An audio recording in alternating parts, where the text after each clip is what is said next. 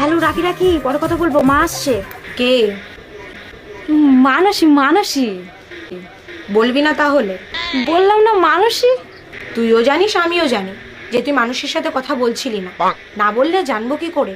মা, ওর নাম রাহুল, এক কলেজেই পড়ি। বাড়ি কোথায়? বাড়ি বনগাঁয়। আমার সাথে কথা বলাবি না? তুমি সত্যি কথা বলবা? ও মা, বলবো না কেন? হ্যালো, মা না আমাদের ব্যাপারে সব জেনে গেছে, মা তোমার সাথে কথা বলতে চায়। না। হ্যালো, হ্যাঁ ভালো আছো? হ্যাঁ, ওর মুখ থেকে তো সব কিছুই শুনলাম। তা তুমি যে আমার মেয়ের সব কিছু জেনে শুনে যে ওরে পছন্দ করিছো, তাতে আমি খুব খুশি হয়েছি। ও মা, তুমি জানো না আমার মেয়ের তো প্রচুর গুণ। এই ধরো একদিন স্নান করলে 3 দিন স্নান করবে না, গরমকালেও তাই। আবার উকুন, ওর মধ্যে প্রচুর উকুন। তুমি ওর মাথায় হাত দিবা, এক মুঠ উকুন উঠে আসবে। ওর পেটে যা গ্যাস, ও তো সবসময় পাত দিয়ে আর হাত দিয়েই থাকে, আর নাক দিয়ে সর্দি তো সবসময় পড়ে। তোমার সামনে পড়ে না মনে হয়, বলো? মাস্ক পরে যাই।